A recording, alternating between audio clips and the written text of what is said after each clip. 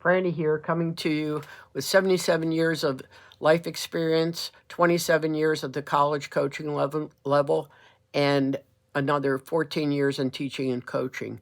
So let's talk about the Sky Fever game. Without a doubt, it was the #1 game of the day.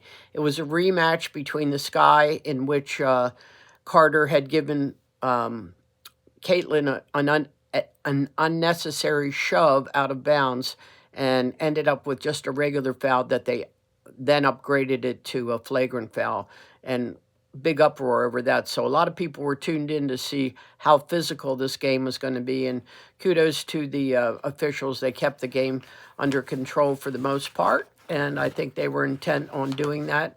Caitlin, without a doubt, had her best game and actually set a rookie scoring record.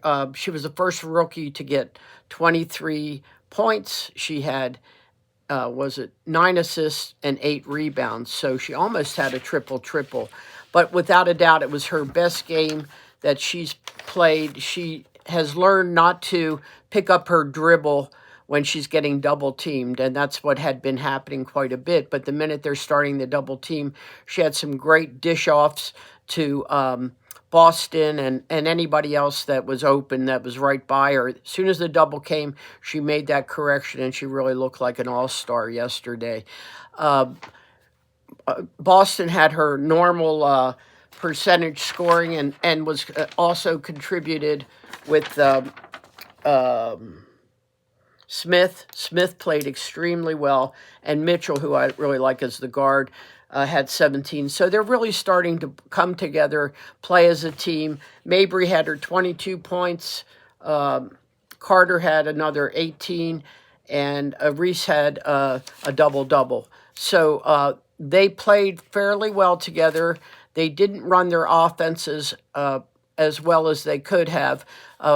Reese has set the record for rookies coming in with offensive rebounding. She's right up there in the title with that. She's doing a good job. I just wish she would let her mouth be quiet and let her basketball skills speak for herself.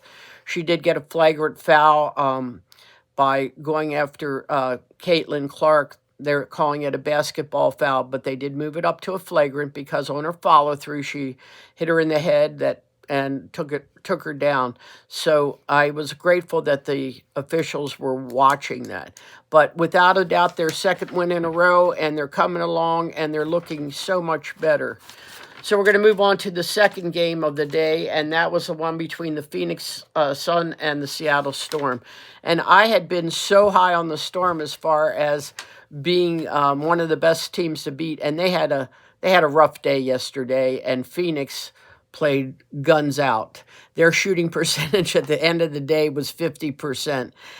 This is the first time that I've seen the game with Griner, and she was right there where she needed to be. She ended up with 30 points scoring. Oh, no, she had 28, but also Copper had 30, and she came out guns blazing in the first quarter. I think she had 11 points and ended up with 30 for the day. And Taurasi contributed with another 13.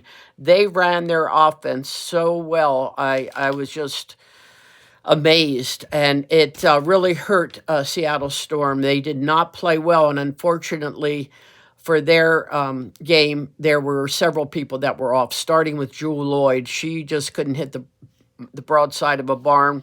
And that contributed then to Abumake not having her best day.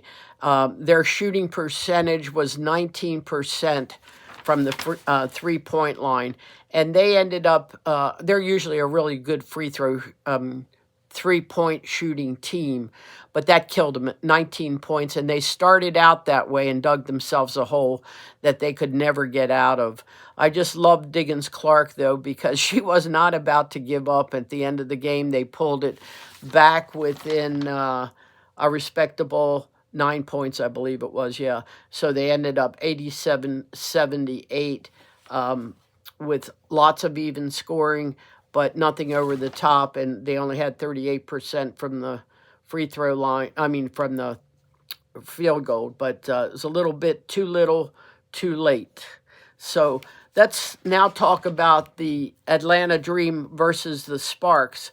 And the Sparks were right in it. They were it was 45-40 at the half with the Atlanta being up. And then third quarter, it was 61-60 with the Sparks. So I didn't see this game. I looked at it a little bit as far as the recap.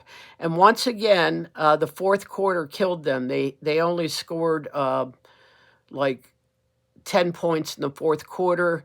And I think he has to keep the combinations in there that are working for him and not try to do anything different. Hamby had a tough day, and that's to be expected. Every once in a while, you're going to have that type of a day. And she had Tina Charles on her, and looks like that Tina gave her quite a little bit of trouble there. So she had 10 points scoring, but she's usually a double-double and only had eight rebounds. But both Brink and Jackson came up with 14 points, and then Brink ended up with 7 rebounds. McDonald had 14, and everybody else contributed a little bit. The bad part was it looked like that Lexi Brown was in for the fourth quarter, and all told, she was 0 for 4 from the 3-point line and 0 for 6 from the field 2 points. So she did not have a good game, and then to have her in there at the end of the game, I know he keeps her for defense and stuff, but he's got to read whether she's having a good game or not and give somebody else a chance at that position, because it dragged them down and they ended up losing 87-74. So you got to keep the combination that's working for you. And he's got to know that even though Lexi's a good defensive player, she's giving up too much by taking some shots that's not being run through the offense or is off that day. And as I said, and I've coached kids like this that I love dearly, but they end up, for whatever reason, they're in their head, and once they start missing, they just stay there. And that's really a hard thing to do as a coach, because you love the kid and what they give you, but you've got to read that and make some better substitutions. But here's the really good news. There was 3 games with 3 rookies, and all had, I think, breakout games. Definitely, Caitlin did. This was without a doubt her best game. And then you had Brinks and Jackson, and then you had Reese also with her excellent rebounding. So they're coming along. It's going to take a little bit of time, but things are getting exciting now. So we'll see what happens in the next games. So make sure you subscribe below and bring your friends with you. So create a great day for yourself, and thanks for tuning in.